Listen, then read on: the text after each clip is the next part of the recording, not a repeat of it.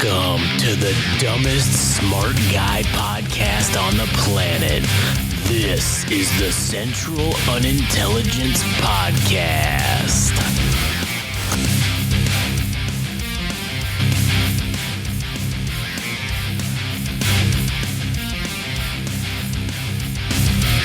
Oh, yeah. Welcome back, everybody, to another episode of the Central Unintelligence Podcast. My name is Josh, here today with good buddy Adam. Present. Currently present. Today we're going to talk about Russia for the first time in warfare using a technically, quote-unquote, intercontinental ballistic missile. And this isn't just the first time, well, whatever, we'll get into it. But we're also going to talk about, well, we'll get into that also. But before we do, if you want to fucking follow us, go to Game Rage Magazine on YouTube, where you can like, comment, and especially subscribe. Yes, we have completed the goal of one additional new subscriber this week. So now we only need 17 subscribers to get to the number. How many woodchuck chucks does a woodchuck? That question, the one everybody knows. 17. 17. That's the number. Awesome. And if you want, you can also go on social media and subscribe or like, follow? Yeah, at Game Rage Magazine on Instagram and Block, TikTok. Report, Block, and report, unsubscribe. And unsubscribe. And then also on Twitter /X, Game Rage Mag. Also, if you want to follow Adam, it's All Gas No Trash Official on Instagram, and you can check out All Gas No Trash, the music podcast, where we're making waves in the music industry, being true disruptors. True disruptors. Damn. Also, if you like anime, you can follow Frank at anime_syndicate_podcast and go check out the Anime a Syndicate podcast. All right, so let's get into this Russia thing. So now, this is a very significant event for a couple of reasons, but I also want to highlight why it's also not at the same time. Way to undercut yourself. No, I shouldn't say significant. It's not significant. It's not as alarming. It's not as alarming as people think it is. Now, it is, it is saying some shit, but basically what Russia did is, since we've come out and had the Ukrainians be now allowed to use our ATACMS, which stands for Aerial Tactical Munition System, right? That's what it stands for. And we also gave them our Steakums, too. We got our Steakums, our TACMs, and that's in their MREs now. We gave them some good Steakums. So they're using those. They're allowed to strike inside of Russia now with those missile systems, and also now we're allowing them to use anti-personnel mines and anti-tank mines inside Russia as well. Oh, fuck. So, in response to that, obviously the Russians were pissed. So Putin was like, essentially now lowering the threshold for the usage of nuclear weapons. And obviously this is like, we don't know what it is, but they said that they've now changed their nuclear doctrine, and they have lowered the threshold for when it is acceptable to use a nuclear weapon. So instead of essentially, that means they've just made it easier. They've lowered the bar for when is, in their mind, acceptable to use a nuclear device. Now, after doing that, they then launched a device, and it's the RS-26 missile system, Rubvez missile system that the Russians use, which is technically, quote unquote, an intercontinental ballistic missile. Now, I will say this. It is literally barely qualified as an intercontinental ballistic missile. It barely touches the range, the minimum range required to be considered that. And in all likelihood, that's without a payload. With a payload, it doesn't technically meet the requirement of an ICBM. But everyone's going around the news. Everybody's saying how this is this ICBM, blah, blah, blah. Okay, yes. I guess by a technical definition, with no payload, the missile system can reach the low end of the ICBM range. Now, the reason why it lowers because of the payload is because it's what's referred to as a MIRV, which is the multi-entry return vehicle system, which essentially means that instead of there just being one nuclear warhead on there, there's 10 or 8 or whatever. Nobody knows, I don't think, what the fucking actual number is, but it's like between 7 and 10 is how many you can fit on this missile system, little nuclear warheads. And basically what it does when it comes in is it makes it very hard and difficult. That's the point of the MIRV systems. We all have them. But what's the point of it is essentially to overwhelm any kind of anti-missile defense system. And essentially it's tracking one missile, and then when it goes up and before it comes back down, it dumps 10 of them, and they could go hit 10 different targets. So it makes fighting these a lot, or defending against them extremely difficult and damn near impossible, because if you're going to launch to intercept it like in space, well, you've only launched one missile to go hit it, well, it's going to break into 10 and then you're fucked. You can't really defend against it. So, but what they've done is they attacked a spot in Ukraine, Dnipro or whatever, with one of these missiles. Now, it wasn't armed with, it essentially had no payload, the one that I saw, that they dumped on there. And it was really cool to watch because all of the warheads, well, all of the missiles, not warheads because they were unarmed basically, or they were armed with a conventional payload. They come down from the sky and it looks like it's like this rain. It's fucking cool as shit to watch. But essentially, they launched this basically saying like, hey, we just lowered our threshold for nuclear missile usage, and we essentially also launched a nuclear missile at you with just no payload. And like I said, that's the first time in warfare, the history of nuclear missiles, that one of these has actually been used in warfare. Now, granted, it did not have the nuclear payload on it, but this was the first time that an intercontinental ballistic missile has been actually used in warfare, technically. Why that delivery system, though? Why not something more significant? Because it's the low end, I think. I think that they didn't want to launch like, oh, let's launch our legit nuclear weapons. And here's another reason why and also those things cost a lot of money. This is the lowest version. This is like the lowest tier of their nuclear arsenal in terms of like range and all that. Well, I guess their intercontinental ballistic missile, quote unquote, arsenal. This is like the lowest end of that range. So it's like, okay, we're gonna start at the bottom, and then if people keep fucking about, maybe we'll launch a real nuclear, like the real good one, the real ICBM shit at Ukraine with no payload or no nuclear payload, and then just keep doing our, just showing our abilities or whatever, I guess. Why stop there then? But I mean, because they could just attack. I mean, at one point they were attacking a nuclear power plant with the intention of blowing it up.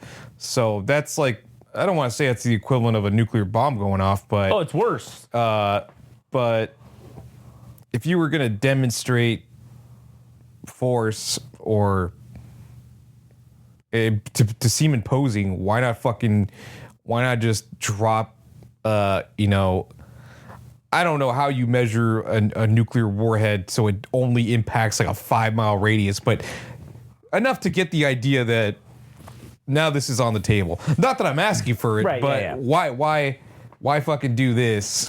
Well, I also, and I don't understand why also they did this in a sense of, one of the things that, this kind of undercuts everybody talking all this shit about, oh, this World War III, blah, blah, blah. I mean, yeah, it is, this is already, World War III's already started, not because of this, but one of the things that the Russians did, and the Pentagon confirmed this in a press conference yesterday, where they said, the Russians advised us that this was going to happen. They called on the, the nuclear, whatever hotline that they have or whatever, and they called and said, hey, we're going to be launching this missile. It's because you can't see when a nuclear missile is launched, you can't see that it doesn't have a payload. Okay? So they let us know before they did it, saying, hey, we're launching this missile. It's not nuclear. It has no nuclear payload. So don't launch your shit. Because there's a guy who sits there with the fucking like monitoring shit, and it's so, oh shit, like we saw what they launched when they launched it, and we knew exactly what it was, and like obviously in general speaking terms, those missiles, that RS-26 missile is only utilized as a nuclear missile. So like we would recognize that if they wouldn't have told us this, and we would have been like, oh shit. So you don't know when to launch all the shit. And this is where like the accidental shit can come into play. If the Russians wouldn't have told us this, would we have sat there and waited for the missile to make impact to say, okay, if it is actually a real nuke and it goes off, then we're going to launch all our shit? Or where it's going? Because that's in all of the scenarios, like the doomsday scenarios, the ones that are the worst ones that happen are, and this is what's been referred to by experts in the nuclear weapons community, that is being the most likely scenario of how a nuclear Armageddon type situation would be launched, is it would be accidental. It would be, the most likely scenario is that it's actually an accident, and that someone sees something and then goes, oh shit, misinterprets it or something to that effect, and then they just fucking push the buttons to launch back. Because you only have an 8-minute window once somebody launches their nuclear weapons, or you see that they've launched nuclear weapons. You only have an 8-minute window to respond. If you do not respond within 8 minutes by launching all of your shit at them, then your country doesn't exist anymore and they win. That's essentially how it works. Because if you get hit, if you don't launch shit by 8 minutes, you're gonna get hit and you're not gonna be able to launch your shit because it's all gonna get destroyed because they're already targeting all of your shit. So that's kind of like the balancing point of, oh shit. So yes, it is good that the Russians notified us, because fuck man, if they wouldn't have, who knows? This could have turned into some accidental fucking, it's going to turn into some accidental Armageddon, I guess, for lack of a better fucking term. But at any rate, that's the main crux of what happened. And like I said, it is the first time that an intercontinental ballistic missile has been used, technically, in warfare. Even though, like I said, I kind of don't feel like it fucking actually counts. But, I mean, whatever. I guess it does. Oh, fuck, I forgot to turn my phone on. So I guess to supplement this as well, President Joe Biden signed on Saturday, the previous Saturday, so 7 days ago or 8 days ago, signed a $1.2 trillion package of spending bills after Congress had passed the long overdue legislation just hours before. And so this was all a new budget for Ukraine. Yeah, and they're trying to pass something now where they're going to say Ukraine doesn't have to pay it back. Oh, the loan forgiveness thing? Yeah. Which kind of fucking sucks for us, because it's like, fuck, man. Would have been nice if they win to get some money back out of all this shit, but I'm sure that'll come back at some point if there even is a Ukraine to if there's even a Ukraine to. There probably won't even be a Ukraine to fucking pay us back by the time this is all said and done. And then also to supplement, the North Koreans are still, they're engaged in like full combat operations over there now. And what's crazy too is they're also doing missions and they're training with the Russian special forces. And they're doing a lot of infiltration type missions and stuff like that from what has been like reported. And that's very concerning, at least in my opinion. That's probably the most concerning thing, is because if anyone's going to send some dudes over here stealthily to fucking start sabotaging things, it's the fucking North Koreans. And if you've given them real world experience with sabotaging like the power grid and things like that, oh man, that's going to suck, man. I hope that's not on the table. Too many ducks to get in a row. Well, but the problem is too, like, it's easy to fucking get into the U.S. undetected. Like, that's our problem. Our borders are huge on the north and the south. I mean, well, granted, it's easier to come in through Canada than it is anything else because Border Patrol up on the Canadian border, there's not a lot. I mean, it exists, but like, it's not like it is on the southern border. It's very fewer personnel up there. So in my honest opinion, it's way easier if you were a terrorist or, some kind of asshole wanting to invade us. And this isn't like anything that's like fucking top secret or new. This is common sense. Obviously, the border's larger and there's less people manning it. So clearly that's easier. And there are just huge swaths of uninhabited fucking areas that are up there on the northern border with Canada. So yeah, but there's been generations of people that have only known North Korea and only are just getting familiar with warfare in Russia, and then they have to learn espionage or infiltration tactics. Well, here's the thing. And they have to figure that out. And who the fuck knows if they're all receiving that, or what percentage of the people that were sent over there are receiving that kind of training. But I don't imagine that's something you could just do fucking overnight in a span of fucking weeks or whatever. I don't see that. Yeah, I think you could, because I'm sure they're not. Listen, these guys have been. That's all they do there. If you're in the military in North Korea, all you do is train. That's all you're doing. That's all you do is train, because there's nothing else to do. You're not involved in any war.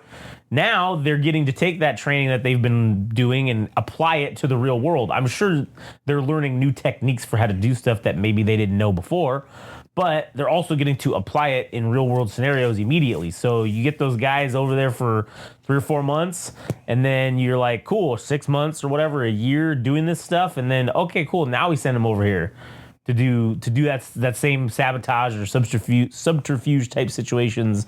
Have them do it here. That's easily doable, I feel like. So to me, that's the real fucking threat. But nuclear war is not really. I don't think it's that big of a threat. I think something like this, sabotage or subterfuge, is more of a likely scenario. And then here's the other thing too. You don't even fucking maybe need to send them by themselves. You send them with one of the Russian special forces units and send them over here to do this. And then they use the North Koreans as like the cannon fodder if they get caught. Like they're like the fall guys or whatever. You know what I'm saying? But anyways. All right. Well, I think this will end it for this episode, because we have another episode immediately following this one that's going to be all about Middle East and Israel stuff. So anyways, you got anything else to add for the Russian and Ukraine stuff? I mean, I'm kind of curious to what will cause the intervention of NATO allies to start jumping in, because it feels like, I don't want to say it's enough. I don't want to say it's enough for South Koreans and North Koreans to get involved, but then you already have, 2 other nations that are jumping on either side to prolong this war, I suppose. But I mean, at what point are neighboring nations going to be like, you know what, this is getting a little too close for my fucking taste? I think it's going to be when the Russians take western border portions with other countries. So like Poland, right, borders Ukraine kind of like to the north. So if the Russians start taking border regions that border Poland, that's going to they're going to have to respond. They're going to have to. You can't let the Russians occupy territory in a foreign country on one of your borders. Like you can't, I don't think they're going to allow that. That's when they'd probably get involved. So I think that's what would happen. That would be, I think, the lowest threshold for intervention, like the lowest tier. The easy, or the lowest bar to entry, for sure. Major fucking things that would cause that to happen would be any sort of strike that happened inside of another foreign country. I don't think Russia is dumb enough to crack that off. I think they're trying to goad someone into doing something, But yeah, like that shit in football where you it's it's third and fucking like inches, and you try to like goad you got timeouts left, so you try to goad the defense into fucking going off sides or whatever. Yeah. I think that's what the Russians are trying to do right now, is they're trying to goad somebody into going off sides and then going, and then bam, and then they go, right? Like that's what's I think they're trying to do, because then they get to kind of claim a quote unquote moral high ground, even though, yes, in reality they don't. But in their mind, we get to claim the moral high ground for starting a full scale European conflict. Because they did it. They started it. Now we're just defending ourselves. Well, you've been invading a foreign country for the last fucking 2 years. I don't think you really get to claim that. But in their mind, they will. So, yeah, I mean, like the long-range missile shit to get the approval for that, I mean, that's probably not fun to them. So, no, it's not. I feel as though that's going to escalate the situation, have some kind of retaliation we don't know about just yet, but if it ends up being somewhere in the proximity of a neighboring nation, and then some fucking president or prime minister is like, I don't know about that. Well, I will say this: Putin did say after that announcement was made, he said that any attacks on their infrastructure within their country with foreign weaponry that's not Ukrainian, so U.S. or otherwise, U.S. or British, because the British and French also said, the shit we gave you, the U.S. said you could use it, cool, you guys can use it too. That also, Putin said that opens up the places that make that shit to be legitimate military targets. Because if you're attacking me with missiles from like the British, well, a target for me, a legitimate target would be for me to blow up their missile factories. So that's what he's basically saying. And I don't know if that's just a hollow threat or if that's like, being serious. I guess we'll find out. The Ukrainians already did the first attack inside Russia with these missiles. So the response from the Russians was this ICBM MIRV nuclear weapon that just did not have a nuclear payload. That was their response to it. That is the oddest thing ever. Well, again, I think really I don't think it sends a message that in the way they think it did. I don't think it does either. The message that they were intending was, hey man, you fuck around, we might just nuke you. Look, our nuclear missiles work. You couldn't stop this. So just imagine if these things hit and they had nuclear warheads on them. You're fucked. That's what I think they were trying to say, but I don't think that message came out. I don't think that's what came out of it, but I don't know. I guess we'll just have to wait and see what happens. So, well, fuck them. Hopefully we don't all die. Or maybe hopefully we do all die. We're still alive. As compared to the previous episodes, we're still fucking here. That's true. That's what I was saying. I don't think it's as bad as everybody thinks it is, because the Russians told us about it. They were going to do it. If they didn't tell us about it, then I'd be like, oh shit, this could be bad. But I don't know. Anyways, all right. Well, fuck. That'll be the end of this episode. Go check us out on YouTube, Game Rage Magazine. Also, check us out on TikTok and Instagram, Game Rage Magazine. Game Rage Mag on Twitter /X. Follow Adam at All Gas No Trash Official, and that'll be the end of it.